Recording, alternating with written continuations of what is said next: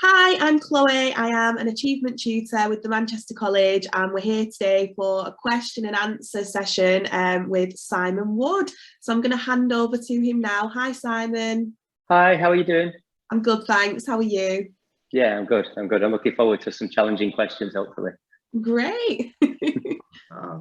Well, my name's Catherine Farinya. I'm the founder of the Chefs Forum. Now, we run an academy at the Manchester College, which sees chefs like Simon and a whole host of other fantastic experts, both front of house and back of house, join us at the college for open days, taster days. Also, weekly we send chefs in to teach you in what will be your usual training kitchens.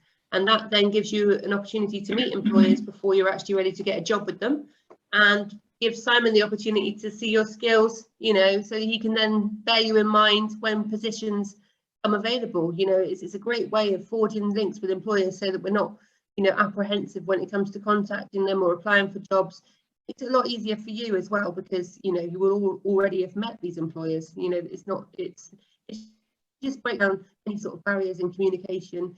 And we're delighted to have Simon as one of our patrons of the Chefs Forum Academy at the Manchester College. He did the launch with us a couple of years back, and ever since he's been helping out with, virtual events throughout both lockdowns. And, it's just great to be able to have the support of local employers, prominent local employers. I mean, Simon, you were a Masterchef Professionals winner, weren't you? Yeah, no, I'm a amateur winner back in 2015. Yeah. But you've become professional now. So they have, yeah. So tell us about that then. So you entered the normal MasterChef that everybody could enter then, not just for chefs? No, not just for chefs, no. So I've probably gone about becoming a professional chef the hard way. I mean, yeah, MasterChef gives you a profile and a leg up, but you are starting from the very beginning, and it takes a long time to get any kind of recognition from the industry when you come in that way cold at 38 or whatever it was then. Seems like a long time ago. But yeah, it was a great experience, one that was challenging. It's not as challenging as everything that happened after it. I'll be honest, and forget about lockdowns and all that business. Starting your own restaurants, and I started with 3 restaurants at the beginning of like COVID, and now I've got 2. So I've got a daytime restaurant down in Cheltenham that does everyday food for everyday people, breakfast, brunch, Sunday lunch, things like that. I've got the high end pushing towards Michelin restaurant, fine dining in Manchester. And we did have a hotel in Chester, which sadly we haven't got anymore.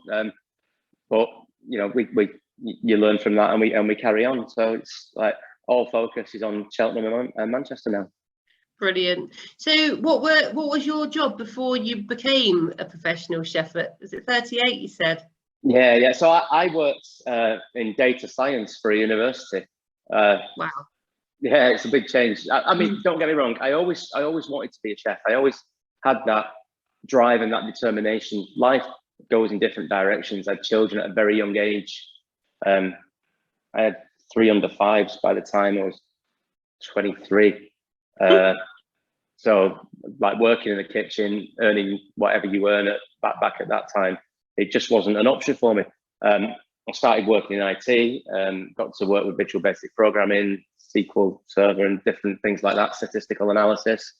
Ended up being a data scientist, which I'm pretty sure no one in the world ever woke up one morning and thought, I want to be a data scientist when I grow up. And that's just the way life went. And then one day, my boss really irritated me at the time. In fact, it was my boss's boss. And I was in the office before everyone else. It was about 5:45 in the morning, very early. And I shut my emails and just started messing around, looking on Facebook, having a coffee. And it was there in the cookies at the side, be the next champion. So in temper, because someone had got on my nerves, I applied. And at the first time of applying, got straight the way through and won it. And then, as they say, never look back.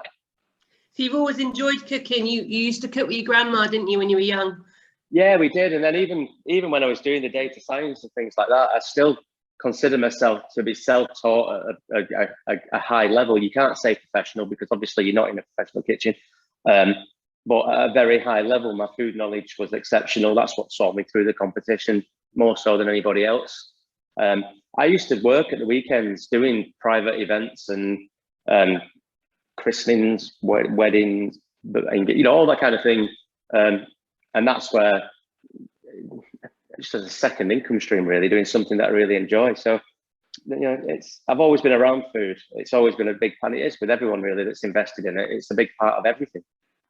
I think it's so inspirational though as a story, because there might be some people that are watching this when we play it back, who might not be, your typical sort of new starters, 14 to 16-year-olds, or even existing students that this is also aimed at, who might be 16 to 18. We found out through doing a Young Pastry Chef of the Year competition that there are in fact many students that are older, that might be retraining or might have done other vocations and careers in the past. And having three children under the age of 5 at the age of 23 just goes to show your tenacity, because coming as a mum of 3 myself, that's no mean feat. And then at 23, I don't think I would have been ready to cope with, Don't think I was. But no, it's just great. But it does help you organise your life, though. I think when you've got to organise, and the pressure of having to feed those children as well, it makes you work as hard as you possibly can. And the work ethic is something we see with you that shines through. Above all, it's tenacity. All through lockdown, you thought, right, okay, the restaurants aren't open now, what do I do? So you did a big marketing campaign about meals for £30, didn't you? Yeah, that's right. Yeah, feeding families for under 30 quid. Did a series of recipes. Like I did feeding families for 30, and I did 30 recipes so that you can have a different breakfast, lunch, or dinner every day for a month. Nutritionally balanced recipes that you can cook with only a kettle, or just a microwave, or and just all sorts of utilising leftovers and cheaper ingredients, all tinned food recipes, stuff that's, if I'm honest, quite out of my comfort zone, but it was a challenge, and it was good to do.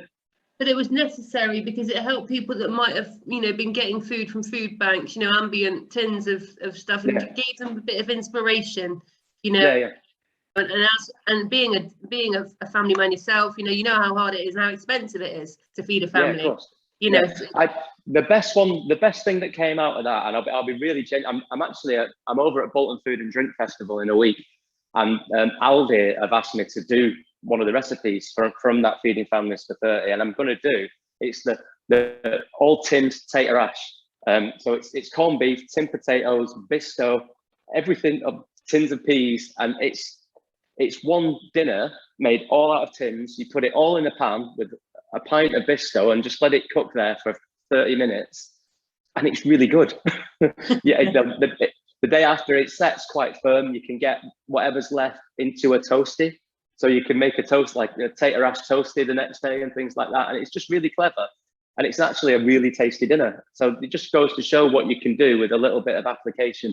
And it's the knowledge that the biggest problem, I know there's fuel poverty, there's food poverty, and there's all those really serious issues, but knowledge is the biggest issue that people have, because 9 out of 10 people, if they go to a food bank and get given an artichoke, they won't know what it is, and they won't know what to do with it. So there's that side of things, what I think is particularly like colleges, government, education in general, they've got to get economics on the curriculum, and teach people how to do things that they need to learn to do, like simple money management, paying bills, getting a passport, cooking, how to make something from scratch efficiently and within a budget. It's something that life skills, people just don't. Yeah, they just don't know. It's so important. I see it time and time again with young chefs that come into the restaurant, and literally they've got no idea.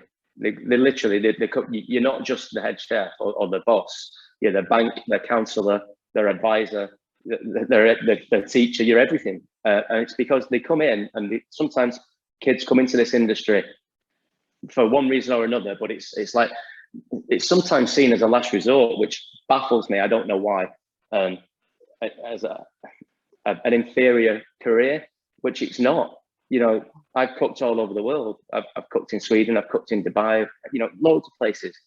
And that's just not through Masterchef. That's because I can cook, as simple as that. And anyone that comes through my restaurant, can go and work anywhere. It's as simple as gaining knowledge and experience.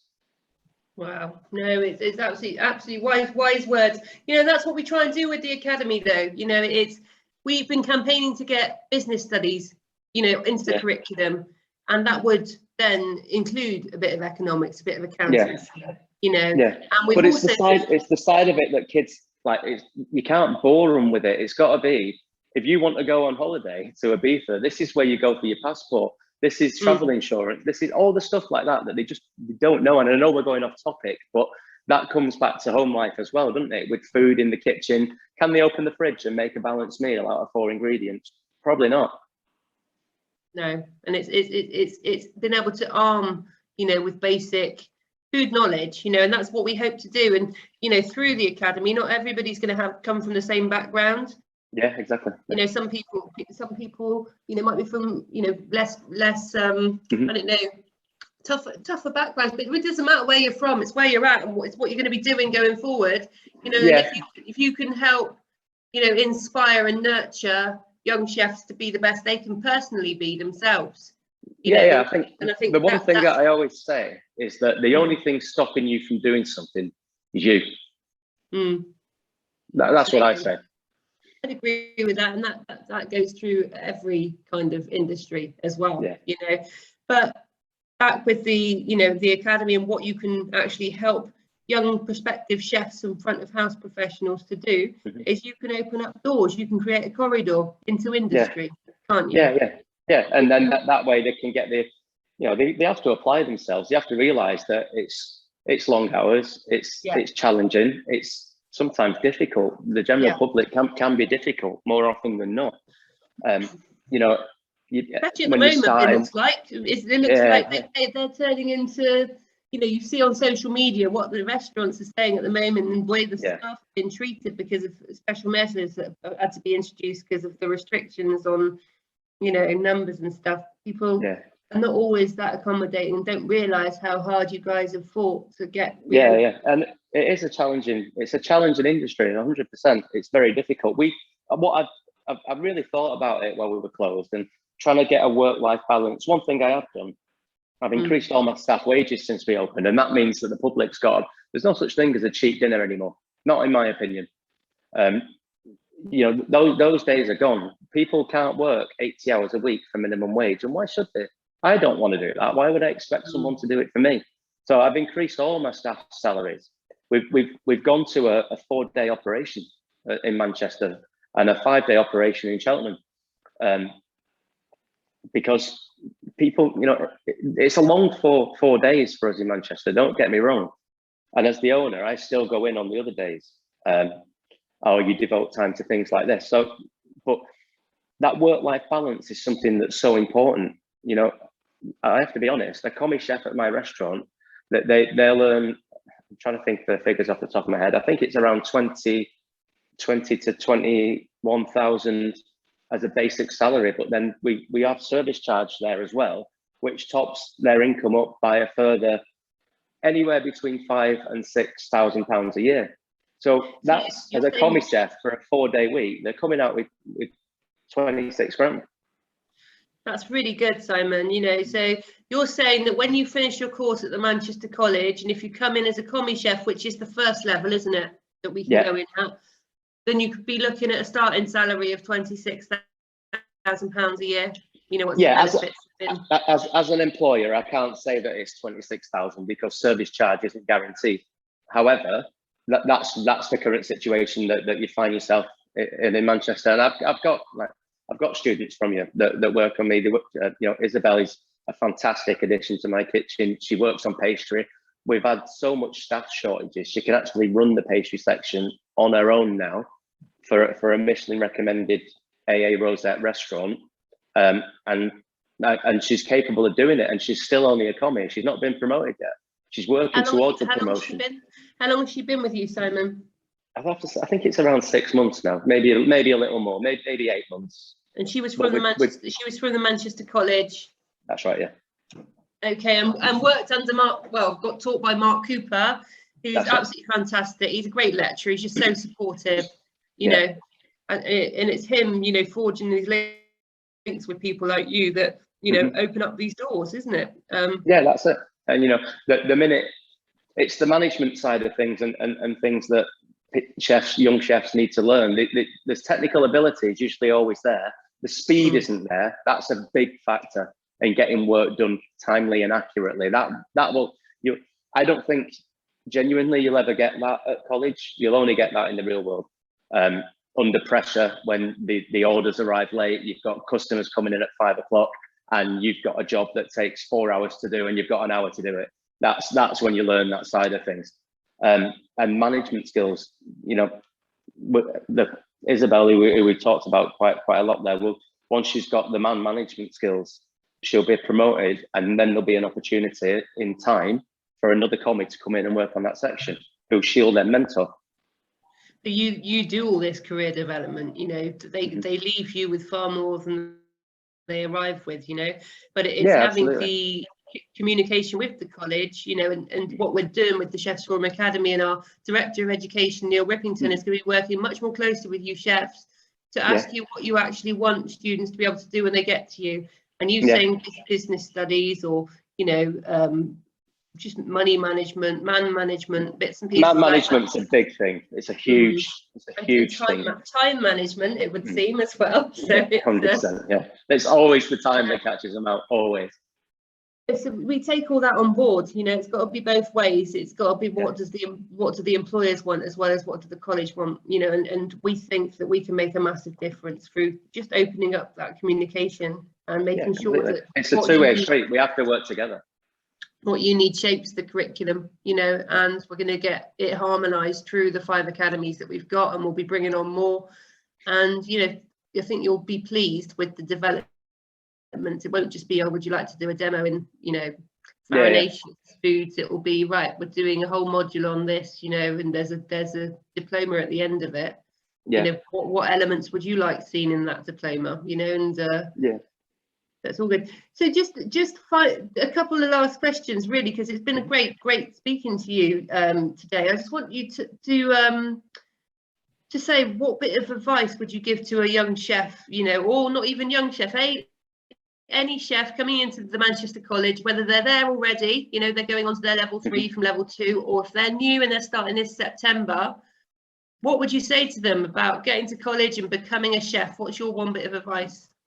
I think expect it to be challenging, expect it to be quite grueling when you first start. It is a shock to the system, but expect it to be really rewarding to work in a team environment of like-minded individuals that are passionate about food, and more importantly, practice. If you can go into a restaurant and do a stage and learn anything, just get in there. Don't worry about what you get out of it, what they pay, what's in it for you. It's the experience. Get into like cafes, pubs, restaurants, whatever it is, and learn how to work in a team of people, and communicate, work quickly, and just enjoy what you're doing. I think that's the key. Go about everything with enthusiasm. Brilliant. No, that's excellent advice. And so if they did want to come and do some work experience with you, maybe in the summer holidays or Christmas or something, would that be possible to come to Manchester? Yeah, absolutely. We've already opened some communication about that between ourselves as well. So we can't take loads of different people, because then no one gets the right amount of time. But like particular students with a particular drive, whether it be a larder or a sauce section focused, and then a pastry person, we've always got time and opportunity for that. We do go in, my senior sous chef and myself, we go in on the days where we're closed.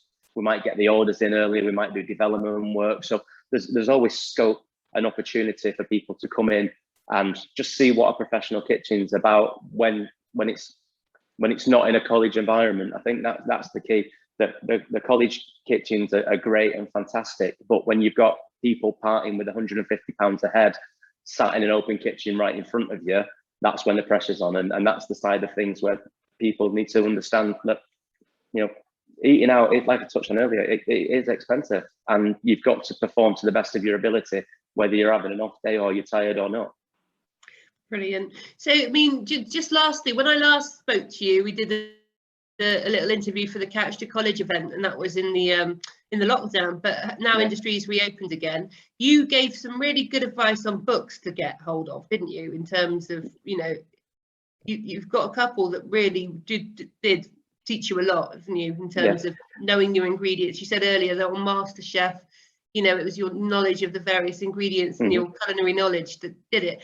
What books could we get if we were, you know, just to kind of get us a head start, you know, if we're embarking on a course this September, or if you just want to get ahead of the game for level 3, what books would you say we should get? There's I mean, I've got so many books, it's unreal.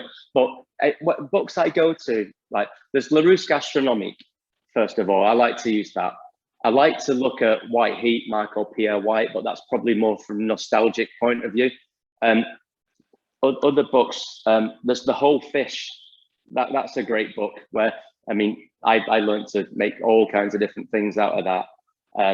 What else do I like? Let's think. Les Abats, which is Michel Roux. That's using all the offal from the animal to make different things. And rather than just learn about various bits of the prime cuts and things like that, it really broadens your horizons into what else you can do.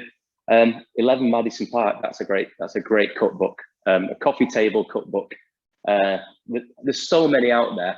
You've got to know your style and what you enjoy, and